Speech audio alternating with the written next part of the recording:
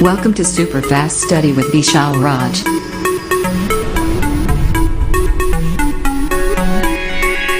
Hello दोस्तों, नमस्कार। आपके अपने YouTube channel super fast study with Vishal Raj में स्वागत है। दोस्तों, आज हम आपके लिए लेकर आए हैं नया सेशन। हम आशा करते हैं आप सभी लोग अच्छे होंगे और हम इस सेशन में आपको आगे बहुत सारी चीज़ें सिखाने वाले हैं। लेकिन उसके पहले हम लोग इस सेशन को स्टार्ट करेंगे मोटिवेशन के साथ। और जो मोटिवेशन है हमारी ज़िंदगी को आगे बढ़ाता है और हमारे माइंड थॉट प्रोसेस को बढ़ाता है और हमको हमेशा मोटिवेट रहना चाहिए। तो क्या है, आप ध्यान सुनिएगा और अपनी ज़िंदगी में उतार लीजिएगा, तभी आप जो है आगे बढ़ सकते हैं। ठीक है साथियों। तो जो पानी से नहाता है वो लिबास बदलता है, जो पानी से नहाता है वो लिबास बदलता है, और जो पसीने से नहाता है वो इतिहास बदलता है। तो साथियों, हमने ये बताया कि जो पानी से नहाता है वो लिबास बदलता है और जो पसीने से नहाता है वो इतिहास बदलता है।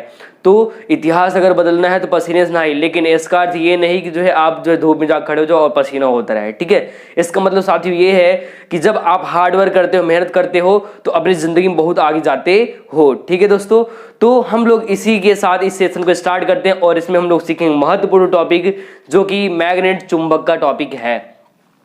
जैसा कि आप सभी को पता है, फिजिक्स का चल रहा है महत्वपूर्ण टॉपिक, जिसमें हम लोग बहुत सारे महत्वपूर्ण टॉपिक कवर कर चुके हैं और सीख भी चुके हैं। तो ये एक नया टॉपिक है जिसमें हम लोग मैग्नेट का, चुंबक का और इनसे जुड़ा हुआ जितना भी टॉपिक है, ठीक है, चुंबकत्व का और चुंबक के बारे में, चुंबक क्षेत्र के, ये सारे टॉपिक को मैं यहाँ बताऊंगा क्या क्या इनसे पूछे जाते हैं। जो भी आपकी किताब में 3 से 4 लेसन दिए गए हैं उनके महत्वपूर्ण टॉपिक है, ध्यान रखें। ठीक है, कि क्या क्या एग्जाम में बनते हैं, मतलब मैग्नेटिज्म से, चुंबक से या विद्युत धारा या चुंबकीय प्रभाव से कौन कौन से ऐसे टॉपिक हैं जो एग्जाम में पूछे जा सकते हैं आपसे।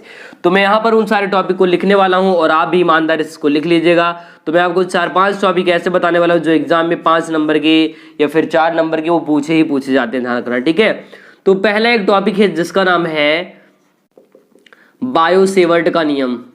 बायो-सेवर्ट का नियम, ठीक है, इसका दूसरा भी नाम है, तो इसको हम लोग पढ़ते टाइम जो है जानेंगे और समझेंगे कि इसका दूसरा नाम क्या है और क्या एग्जाम में जो हम लोग उससे बनाता है। ठीक है, तो एक तो ये हो गया।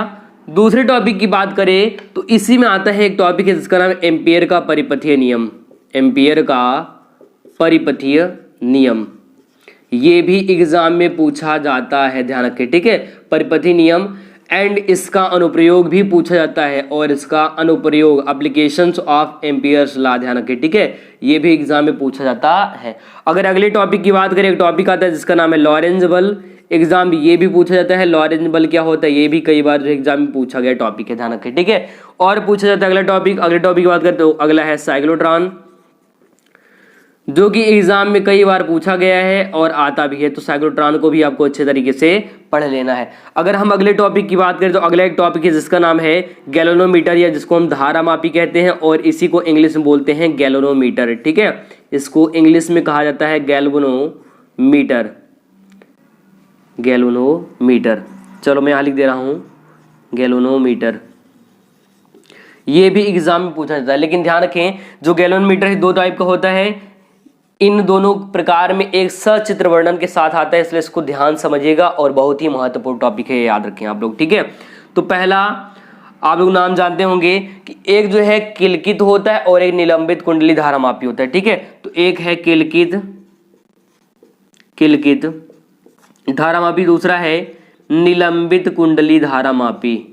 निलंबित कुंडली धारामापी, ये दोनों इन्हीं से बनते हैं, ध्यान रखें। तो यहाँ पर मैंने वो महत्वपूर्ण टॉपिक लिखे हैं जो एग्जाम में कोई 5 नंबर का, कोई 7 नंबर का, 8 नंबर, मतलब 8 नंबर का इस पूरे लेसन से ना आपको उठाने का चांस होता है। लेकिन कहाँ से उठाता है, तो हमने यही बताया कि आपको बायो-सेवर्ट के नियम से या इनकी कुछ डेरिवेशन से, साथ साथ एम्पियर के नियम से और इनके अनुप्रयोग से, और लॉरेंज बल से, साइक्लोट्रॉन से, धारामापी से, जिसमें 2 प्रकार का धारामापी आपको जानते रहना है, एक तो किलकित, दूसरा निलंबित कुंडली धारामापी, ध्यान रखें। ठीक है, तो ये ऐसे महत्वपूर्ण टॉपिक है जिससे एग्जाम में क्वेश्चन उठते हैं, ध्यान रखें। ठीक है, तो इसको जो है नोट कर लें आप लोग।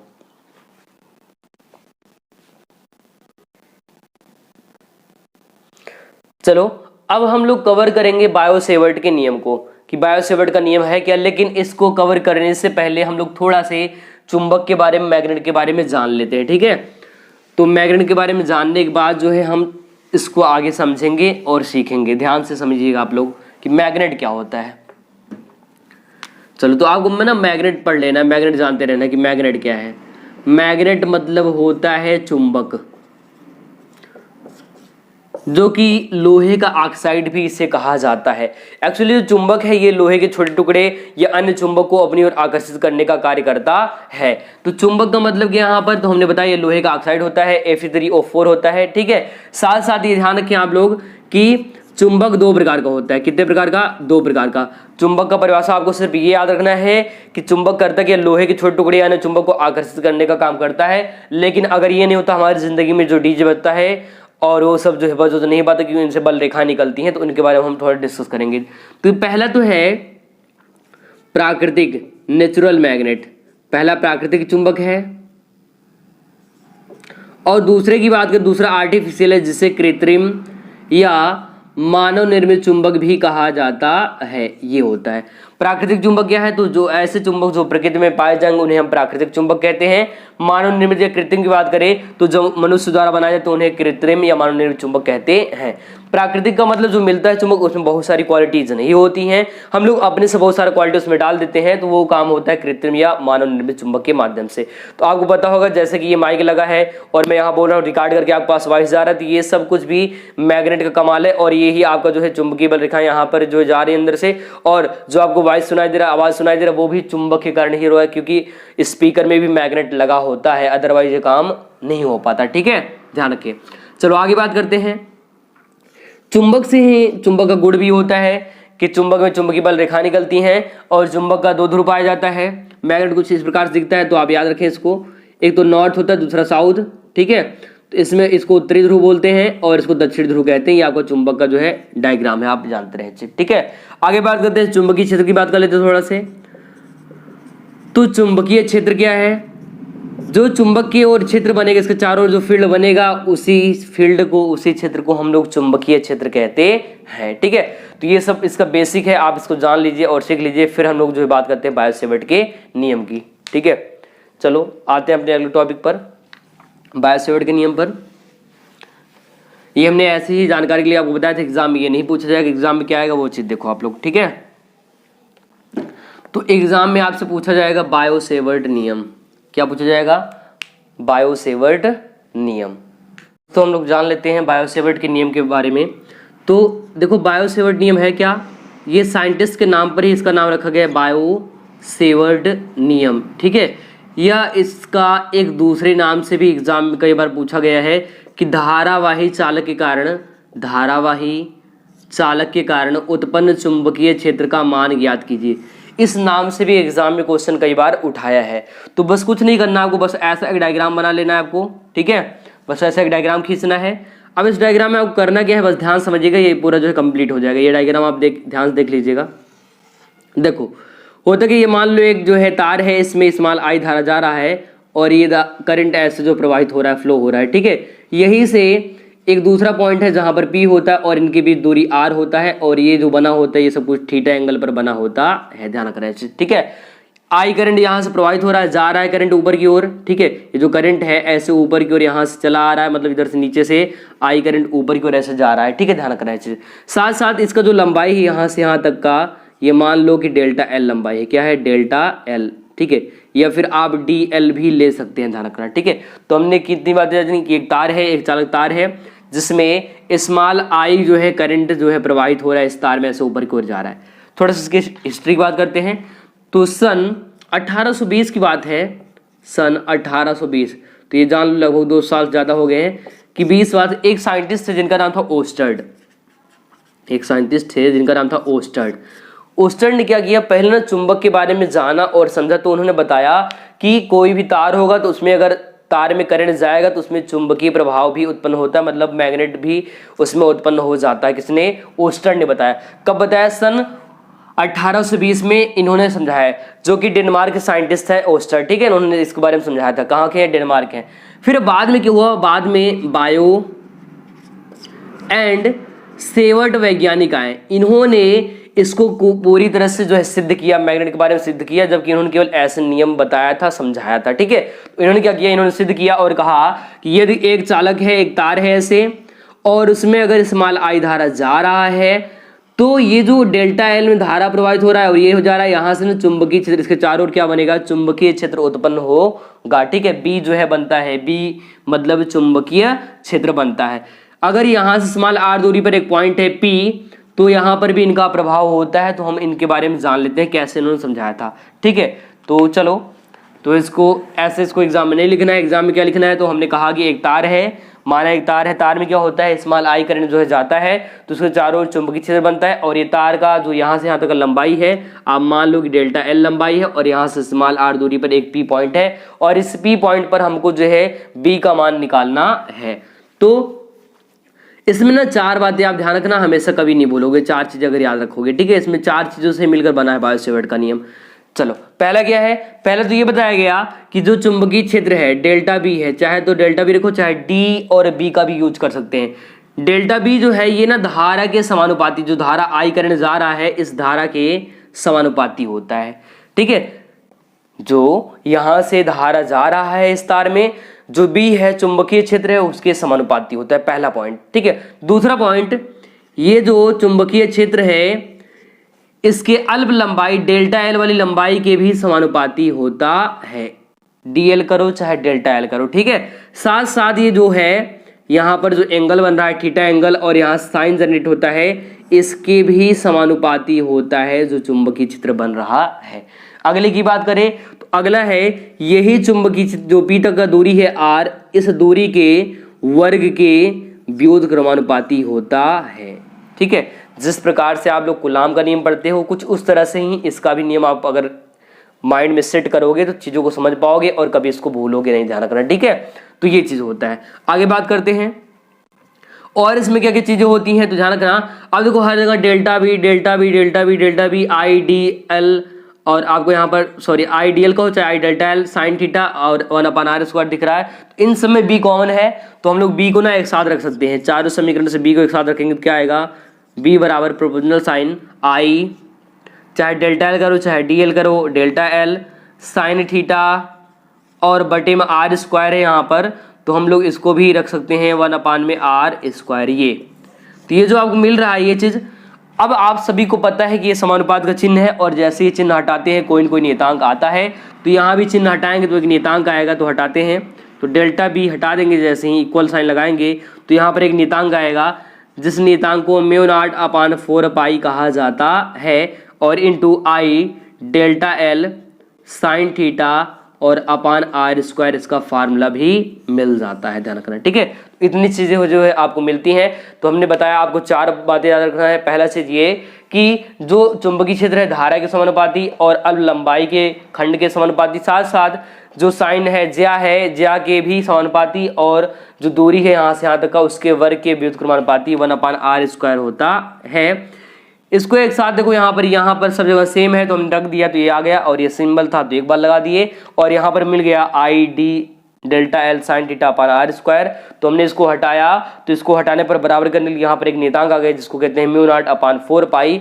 अब इस नियतांक का भी वैल्यू होता है, कितना वैल्यू होता है देख लीजिए, तो μ0/4π का वैल्यू होता है 10⁻⁻7 होता है। कितना वैल्यू होता है, 10⁻�7। साथ ही साथ म्यू0 को जो है, जो म्यू0 दिख रहा है इसको कहा जाता है चुंबकशीलता। क्या कहते हैं इसको चुंबकशीलता कहते हैं। म्यू0 को चुंबकशीलता कहा जाता है, ये चीज भी आप लोग ध्यान रखें। ठीक है, तो यही जो फार्मूला मिला है यही बायो-सेवर्ट का नियम है, यही बायो-सेवर्ट का जो है नियम है। इतना ही चीज था इसमें ध्यान रखना। ठीक है, अगर इतना चीज जितना मैंने बताया अगर इसको लाइन बाय लाइन लिख देते हो एग्जाम में तो आपका 5 नंबर कंफर्म है एग्जाम के लिए। एंड कई बार पूछा गया है कि धारावाही चालक के कारण उत्पन्न चुंबकीय क्षेत्र का मान याद करो या फिर बायो-सेवर्ट का नियम क्या है, ये हमको जो है संक्षेप में या डिटेल में वो बताइए। एग्जाम में कई बार आया हो तो इसको ध्यान रखे एंड जो है अपने माइंड में सेट कर ले, एग्जाम में कई बार आया हो टॉपिक है, ध्यान रखें इन चीजों को। तो ये बायो-सेवर्ट नियम की कहानी यहीं से खत्म। ठीक है, चलो अगले टॉपिक की बात करते हैं और इसको हटाते हैं। तो अगला टॉपिक है एम्पियर का परिपथीय नियम। एम्पियर का परिपथीय नियम एग्जाम में ये भी कई बार आया हुआ टॉपिक है, आप लोग ध्यान रखें। ठीक है, एग्जाम में ये भी कई बार जो है आया हुआ टॉपिक है। तो एम्पियर कौन है, एम्पियर है एक साइंटिस्ट, इन्होंने इस नियम के बारे में बताया था। ठीक है, तो एम्पियर का जो परिपथी नियम ये भी एग्जाम में कई बार आया है और आएगा भी इस बार, ठीक है, इस बार भी आएगा। एम्पियर का परिपथीय नियम, ठीक है, एग्जाम में ये भी कई बार आया है तो इस बार भी आएगा। थोड़ा सा यहाँ पर समझो, इसको हम लोग शॉर्टकट में और आसान तरीके से रख सकते हैं। इंटीग्रेशन या क्लोज या फिर यहाँ पर सी भी लगा सकते हो, B D L equal mu naught I, B D L equal mu naught I. जहां पर क्या क्या है उन सबका नाम लिख देते हैं और फिर इससे आप इस चीज को अच्छे से याद रख पाओगे, ठीक है। बी क्या है, तो बी को कहा जाता है चुंबकीय क्षेत्र, चुंबकीय क्षेत्र, चुंबकीय क्षेत्र की तीव्रता। डीएल की बात करें तो यहां पर है अल्प लंबाई, अल्प लंबाई। अगर हम आगे बात करें म्यू नॉट की, तो म्यू नॉट को भी हमने बताया, इसको कहते हैं चुंबकशीलता, तो यहां पर लिख सकते हो चुंबकशीलता। आगे अगर हम आई की बात करें तो आई को कहा जाता है विद्युत धारा, जिसको मैंने डिटेल से पहले भी पढ़ाया है, याद रखें। यहाँ पर ये इंटीग्रेशन जो है इसको कहा जाता है समाकलन, और ये जो है ये आपको क्लोज है, मतलब बंद है, ठीक है। क्या दोस्तों, तो ये आपको बंद है। कैसे इसको समझोगे, बहुत ही आसान है। एम्पियर का परिपथी नियम बहुत ही सरल है, लेकिन एग्जाम में ये एंड इसका अनुप्रयोग, जैसे गॉस का नियम और गॉस का अनुप्रयोग था, एप्लीकेशंस ऑफ गॉस थ्योरम, वैसे एम्पियर्स लॉ एंड एम्पियर्स का जो है एप्लीकेशंस भी एग्जाम में पूछा जाता है, तो ध्यान रखें इसको। तो देखो आप क्या कहोगे, चुंबकीय क्षेत्र और उसके अल्प लंबाई के बंद पृष्ठ के रेखीय समाकलन के बराबर, चुंबकीय क्षेत्र और उसके लंबाई के बंद पृष्ठ के रेखीय समाकलन के बराबर चुंबकशीलता और विद्युत धारा गुणनफल के बराबर होता है, चुंबकशीलता और विद्युत धारा गुणनफल के बराबर होता है। अर्थात integration close integration B D L equal to mu naught into I, ठीक है, equal to mu naught into I. जहां पर बी क्या है, चुंबकीय क्षेत्र है, और डी एल क्या है, अल्प लंबाई है या दूरी है, और अगर म्यू की बात करें, म्यू को चुंबकशीलता कहते हैं, जबकि धारा आई को धारा कहा जाता है। कहीं कहीं कैपिटल आई या स्मॉल आई, तो इससे कोई प्रभाव नहीं पड़ेगा, आप कुछ भी रख सकते हैं, ध्यान रखें, ठीक है। एग्जाम में आया वो टॉपिक है, एंड इसके अनुप्रयोग को मिलाकर ये 5 नंबर का भी पूछा जाता है, तो कई सारा अनुप्रयोग भी है कि वृत्ताकार कुंडली के कारण है, ठीक है, और जो है परिनालिका कारण है, और साथ साथ जो है एक जो है चालक ऐसे वृत्त में रहेगा उसके कारण है। तो ये इसका कई सारा डेरिवेशन भी आता है, तो इसको आप लोग अच्छे से जो है समझ लीजिएगा और जान लीजिएगा, ठीक है। तो एग्जाम में ये कई बार पूछा गया टॉपिक है, तो इसको ध्यान रखिए, बहुत ही महत्वपूर्ण टॉपिक है, ठीक है दोस्तों।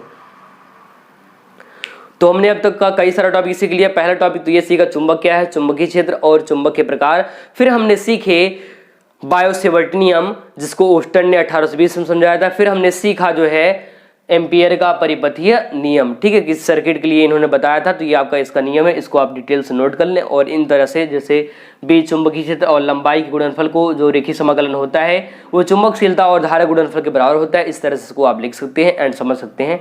इसको भी डन कर लो, ठीक है।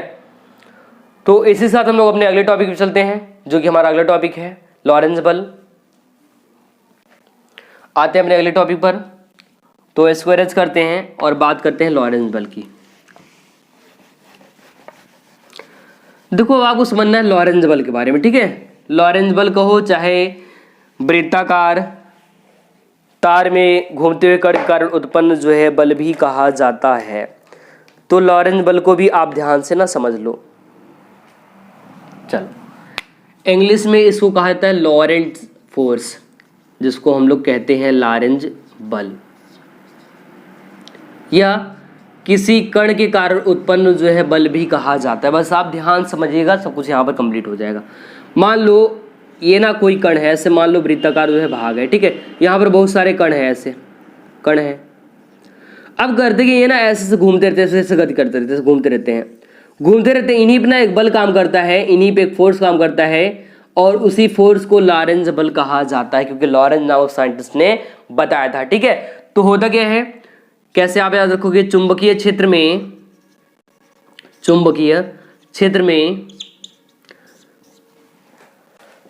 कण के गति करने के कारण चुंबकीय क्षेत्र में कण के गति करने के कारण उत्पन्न बल को लॉरेंज बल कहा जाता है। जब किसी चुंबकीय क्षेत्र में जो कण है वो गति करते हैं, ऐसे घूमते रहते हैं राउंड राउंड, उनमें जो बल उत्पन्न होता है उस बल को लॉरेंज बल कहा जाता है। क्योंकि लॉरेंज नामक साइंटिस्ट ने इसको बताया, इसलिए इसको लॉरेंज बल कहते हैं। इसे एफ से व्यक्त करते हैं और एफ बराबर क्यों वी बी साइन थीटा होता है। ठीक है, एफ बराबर क्यों वी बी साइन थीटा होता है। जहां क्या है, जहां एफ है लॉरेंज बल, एफ क्या है लॉरेंज बल है, क्यों है आवेश है, और वी फॉर वेलोसिटी मतलब वेग है यहाँ पर। और बी की बात करें तो बी को कहा जाता है चुंबकीय क्षेत्र, ये आपका चुंबकीय क्षेत्र है। और अगर साइन की बात करें, साइन को हम लोग कहते हैं ज्या, और थीटा का मतलब एंगल होता है। तो याद रखें यहाँ पर जो साइन है, साइन को हम लोग ज्या कहते हैं, ठीक है, और थीटा को एंगल कहते हैं, कोण कहते हैं। ये चीज ध्यान रखें इतना, ठीक है। तो आपको जानते रहना है कि किसी चुंबकीय क्षेत्र में कणों के माध्यम से या कणों के द्वारा गति करने से उत्पन्न बल को लॉरेंज बल कहा जाता है। क्योंकि लॉरेंज नामक वैज्ञानिक ने इसको बताया, इसलिए इसको लॉरेंज बल कहते हैं। एंड इसका फॉर्मूला एफ और क्यों वी बी साइन थीटा होता है। एंड जहां क्यों आवेश है, वी वेलोसिटी है, वेग है, बी है चुंबकीय क्षेत्र, और साइन है ज्या, और थीटा को एंगल या कोण कहते हैं। एफ होता है लॉरेंज बल। तो लॉरेंज बल भी महत्वपूर्ण है, एग्जाम में कई बार इसको भी उठाया है, इसलिए इसको भी ध्यान से जो है पढ़ लीजिएगा आप लोग, ठीक है, समझ लीजिएगा। तो हमने कहा कि एग्जाम जो चीजें आते हैं मैं सिर्फ वही पढ़ा रहा हूँ, फालतू का मैं कुछ भी नहीं पढ़ा रहा हूँ, इसलिए इसको महत्वपूर्ण है, इसको नोट कर लो, एंटर कर लो, बहुत ही महत्वपूर्ण एग्जाम के लिए, ठीक है साथियों। सो आगे बढ़ते हैं अगले टॉपिक पर। तो हम लोगों ने अब तक कवर कर लिया क्या क्या। तो हमने सबसे पहले जाना है बायो-सेवर्ट नियम, दूसरा एम्पियर प्रति नियम, और तीसरा जो हमने जाना है लॉरेंज बल के बारे में। अगला हम जानेंगे साइक्लोट्रॉन के बारे में, ठीक है। तो इसको हटाते हैं और अगले साइक्लोट्रॉन की बात करते हैं।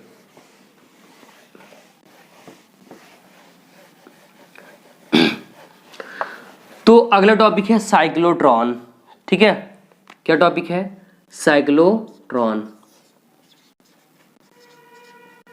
इसके नाम से लग रहा है, साइक्लो मतलब घूमेगा, ट्रॉन मतलब उसी के हिसाब से, ठीक है।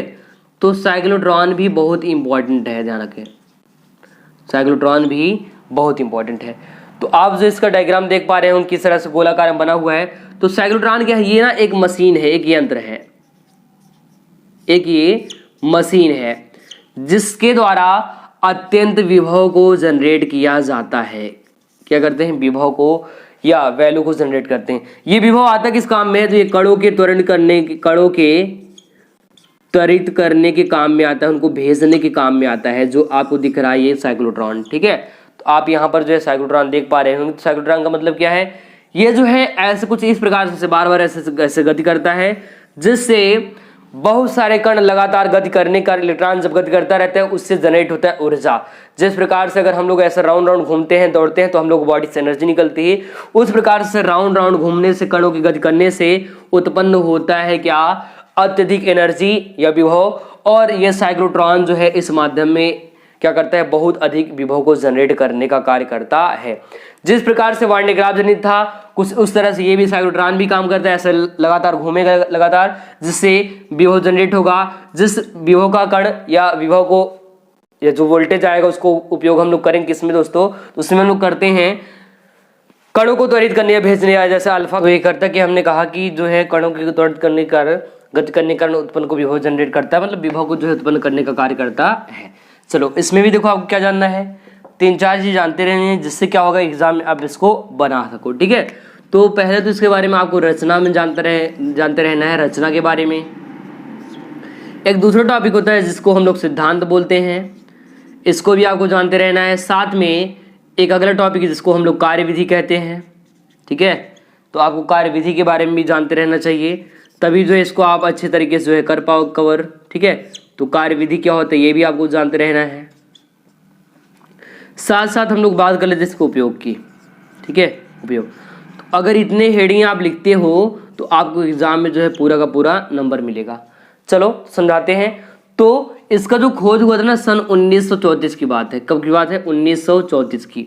2 साइंटिस्ट थे, एक तो लॉरेंज थे और एक लिविंगस्टोन थे, ठीक है। तो लॉरेंज और लिविंगस्टोन ने क्या बताया था, एक तो लॉरेंज है, दूसरे लिविंगस्टोन, ठीक है। इन दोनों साइंटिस्ट ने सन 1934 में कणों को जो कण होते हैं उनको त्वरित करने के लिए एक मशीन बनाया है, जिस मशीन का नाम रखा साइक्लोट्रॉन। जिस मशीन का नाम क्या रखा साथियों, उनका नाम रखा जो है साइक्लोट्रॉन, ध्यान रखें। ठीक है, साथ साथ आपको ये समझना है रचना में क्या होता है, तो दो डिस्क लगे होते हैं D1 और D2 डिस्क, और उन्हीं के बीच से कण जो है गति करते रहते हैं। उनके बारे में जो है आपको लिख देना है रचना के बारे में कि दो डिस्क होते हैं D1 एंड D2, और उनके बीच जो है ऐसे आपको जो है कई सारे ऐसे मतलब कण ऐसे मोशन करते हैं, वो भी दिखा देना है। साथ साथ सिद्धांत की बात कर दिए, कणों के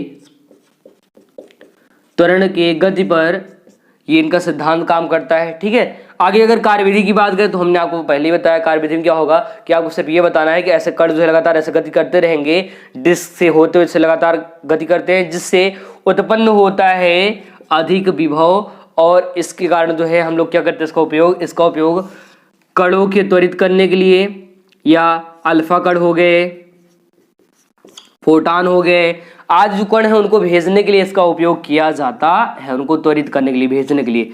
जिस प्रकार से हमने समझा था वान डे ग्राफ में होता है, तो वो पॉजिट्राम या फिर और भी चीजें मैंने बताई थी वहां पर, तो कुछ इस तरह से इसका भी जो है कार्य या सिस्टम होता है। तो ये रहा साइक्लोट्रॉन, और इसका इतना हेडिंग आपको लिख लेना अपने बना करके बढ़िया तरीके से, और ये अगर कर लेते हो एग्जाम में, ये भी 5 नंबर का, कभी कदा उससे भी कम नंबर का, 3 नंबर का, तो ऐसा करके आता है, तो उसको आप डन कर सकते हो। ठीक है, चलो तो ये आपका इतना डन हो गया है, और आज के सेशन में हम लोग यही कवर करेंगे, यही रैपअप करेंगे। एंड जो भी चीजें बती हैं, जैसे हमने बताया आपको बच्चा क्या क्या है, तो आपको गैल्वेनोमीटर के बारे में पढ़ लेना है, चल कुंडली, किलकी कुंडली, तो उनको हम एक अलग सेशन में एक अच्छे से डिटेल से अच्छे तरीके से समझ लेंगे, एंड वो भी एग्जाम में 5 नंबर के आते हैं। मैग्नेट सिर्फ आपको इतना ही पढ़ना है, साथ साथ इसके बाद जो भी हेडिंग आपका आता है एग्जाम में, मैं वही लेके आऊंगा और वही पढ़ाऊंगा। ठीक है, सो मिलते हैं अगले क्लास में। आज के लिए इतना ही। बाकी अगर सेशन पसंद है, सेशन को लाइक कर दो, और अगर चैनल पर पहली बार है चैनल सब्सक्राइब कर दें और बेल आइकन प्रेस करना ना भूलें। सो मिलते हैं अगले सेशन। नमस्कार, जय हिंद साथियों।